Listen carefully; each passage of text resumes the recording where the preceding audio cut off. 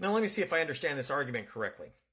If a person falls off a wind turbine, then that's acceptable because wind is a good energy source. We need electricity and industrial accidents happen.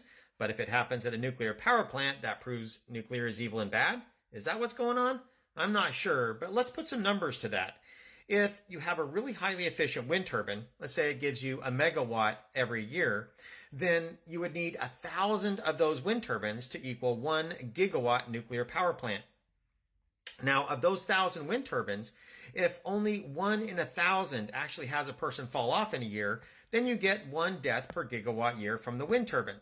Now, at a nuclear power plant, you're going to get drastically lower death rates per gigawatt hour. That's the whole argument, is that if you're going to have the same amount of energy, how are you going to kill the least number of people? Nuclear is it in spades. Now, one could say, well, yeah, but what if you have a nuclear meltdown? Well, we did at 3 Mile Island. And at 3 Mile Island, the radioactivity that was released increased the radiation dose rate from natural background by about 1%. So that additional radioactivity increased the dose to those people by about 1% over what they got just because they're living and breathing.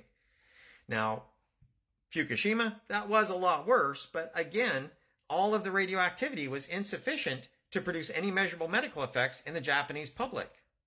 The only deaths occurred from the panicked evacuation. It was fear, radiophobia.